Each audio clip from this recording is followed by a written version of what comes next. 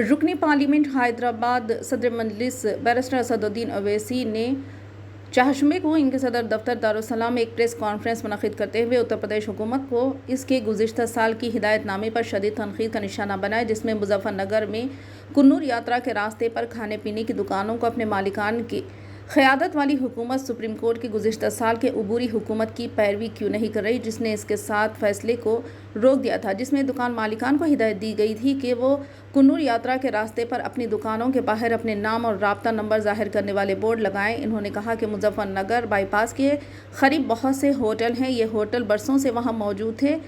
ये यात्रा यहाँ 10 साल पहले शुरू नहीं हुई थी। कुन्नूर यात्रा पुरअमन तरीक़े से शुरू होती थी, वहाँ कोई बदअमनी नहीं फैलती थी। अब ये सब क्यों हो रहा है? वो होटल मालिकान से आधार कार्ड मांग रहे हैं और दुकानदारों को अपने रवैये पर उकसा रहे हैं, मजबूर कर रहे हैं। ओवैसी ने मज़ीद कहा कि पुलिस को अपना काम करना चाहिए और इन लोगों को गिरफ्तार करना चाहिए जो दुकानदारों को बेहद परेशान कर रहे हैं।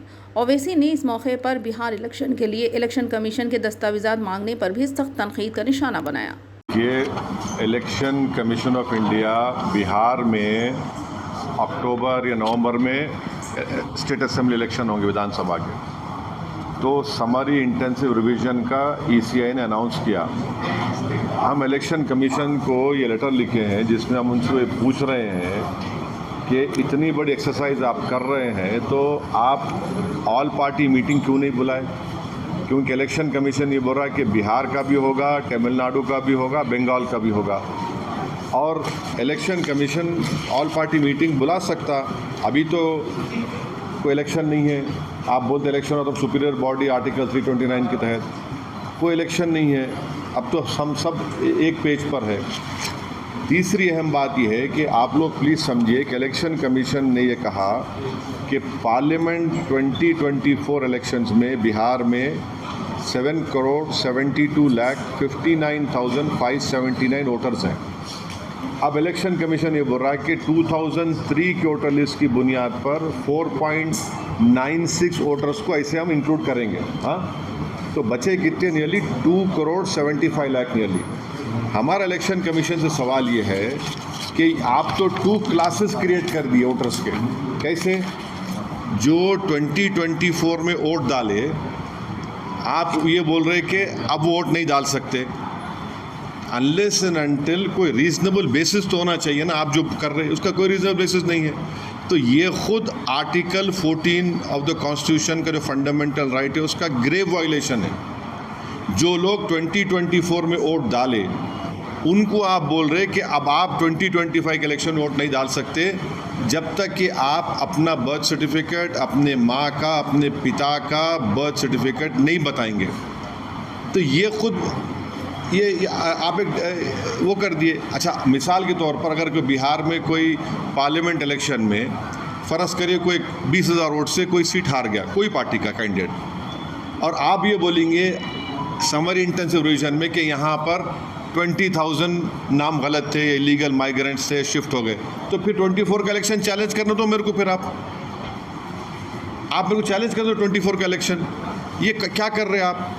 और दूसरी, तीसरी, छठी बात यह है कि बिहार में जो सिविल रजिस्ट्रेशन सिस्टम है, सिविल रजिस्ट्रेशन सिस्टम ये बोलता है कि 2000 में बिहार में रजिस्ट्रेशन ऑफ बर्थ्स का परसेंटेज खाली 3.7 था 2000 में, और पूरे इंडिया में 56.2 था। 2004 में बिहार में रजिस्ट्रेशन ऑफ बर्थ था 11.5%, 2005 में 16.9 था। वैसे ही उसी पीरियड में कंट्री में 60.4 था 2004 में, 2005 में 62.5 था।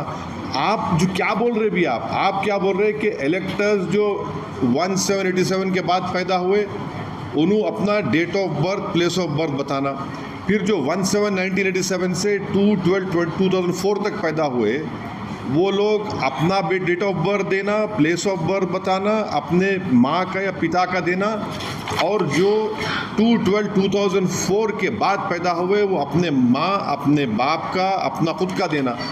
अरे भाई, बिहार में 2000 में 3.7 था रजिस्ट्रेशन ऑफ बर्थ, 2004 में 11.5, 2005 में 16.9। आप बगैर किसी पॉलिटिकल ऑल पार्टी मीटिंग बुलाए, कंसल्टेशन करे, आप पूरी वोटर लिस्ट का रिफॉर्म कर रहे हैं। अगर आपको पायलट बेसिस पे करना था तो कोई यूनियन टेरिटरी का करते, आप दिल्ली का करते, चंडीगढ़ का करते, आप पूरे एक इस तरीके से कर रहे हैं। और एक हमारे को एप्रीहेंशन जो है वो ये है कि आप BLOs को अनब्रिडल्ड पावर्स दे दिए, कि वो अगर जाएगा कोई घर पे नहीं मिलेगा तो वो रिपोर्ट कर सकता ERO को, AERO को, और ERO उस केस को रिफ़र कर देगा कॉम्पिटेंट अथॉरिटी को सिटीजनशिप एक्ट 1955 के तहत। तो ये NRC हुआ नहीं हुआ बताओ हमारे को। यानी completely wide unsupervised power ERO को ECI ने दे दिया। इससे ना सिर्फ डिसएनफ्रेंचाइजमेंट होगा बल्कि lead to loss of livelihood होगा। और हम ECI को फिर से रिक्वेस्ट कर रहे हैं कि आप एक ऑल पार्टी मीटिंग बुलाइए और बताइए हमको कि आपने ये डेट्स क्यों चूज़ किया, ये जो डेट्स आपने दिए, और फिर differentiating documentary requirement between voters on basis of age and date of birth, ये क्यों? अगर कोई एड्रेस अपना शिफ्ट कर लिया, ये आप एडिशनल डॉक्यूमेंट क्यों पूछ रहे हैं? कि एड्रेस चेंज हो गया तो आप कैसा पूछ रहे हैं मेरे सब चीज़ें, आप क्यों पूछ रहे हैं मेरे से आप ये? और लास्टली हम इलेक्शन कमीशन ऑफ इंडिया को ये बताना चाह रहे हैं कि सुप्रीम कोर्ट का जजमेंट है जो इलेक्शन कमीशन ऑफ इंडिया को फॉलो करना पड़ता है। आप सुप्रीम कोर्ट से बड़े नहीं हैं। लाल बाबू हुसैन केस में जो सुप्रीम कोर्ट ने जो गाइडलाइंस दिए, जो आपको बताया, उसको भी आप वायलेट कर रहे हैं। तो ऑल इन ऑल ये एक्सरसाइज डिसएनफ्रेंचाइजमेंट को लीड करेगा। और आप सब लोग जानते हैं कि बिहार के नौजवान पलायन करते, कोई हैदराबाद के होटल में काम कर रहा, कोई मुंबई के, कोई दिल्ली होटल में काम कर रहा, कोई पंजाब के खेतों में काम कर रहा है। और सीमांचल का एरिया, स्पेसिफिक एग्जांपल दे रहा हूँ, अब आप थोड़े दिन के बाद देखेंगे 1.5-2 महीने वो तकरीबन एरिया सीमांचल कट ऑफ रहता, हज़ारों एकड़ ज़मीन पानी फ्लड से कट जाती, गांव कट जाते, घर बह जाते। कैसे होगा बताइए? और ECI के पास क्या डेटा है भाई लीगल माइग्रेंट्स का? शेयर करिए हमारे को आप। हम भी चाह रहे हैं कि इलेक्टोरल साफ होना, मगर ये जल्दबाजी में फैसला लिया गया है। हम ECI को रिक्वेस्ट कर रहे हैं कि आप ऑल पार्टी मीटिंग बुलाइए, और पायलट बेसिस पे करना है तो किसी और जगह पे करिए आप। अगर कल बिहार में कई लोगों के नाम नहीं आएंगे, जो नहीं आ सकते, पूरी गारंटी दे रहा हूँ मैं आपको, नहीं आएंगे कई लोगों के नाम, तो क्या करेंगे फिर आप? तो पिछले असेंबली इलेक्शन का चुनाव जो है, जो NDA जीती, वो सिर्फ चंद हज़ार वोटों से जीती वो। तो ये बिहार की जनता को वोट डालने का पूरा इख्तियार मिलना चाहिए, उनका राइट है। हाँ, अगर कोई चीज़ गलत है उसमें सही करिए, मगर ऐसा तो नहीं करेंगे ना आप। बिल्कुल आप आर्बिट्री तरीके से कर रहे हैं इलेक्शन कमीशन ऑफ इंडिया। देखिए, किसी सिटीज़न को जाकर होटल में घुस के ये तुम्हारा नाम बोलो, आधार कार्ड दिखाओ, अरे तू होता कौन भाई? तू होता कौन पूछने वाला? और सरकार क्यों अलाउ कर रही है लोगों को? आप कल के दिन अगर कोई टीवी चैनल में चले आएगा, एंकर को पूछेंगे, आपके जितने बड़े एंकर है, तेरा नाम क्या है बोल।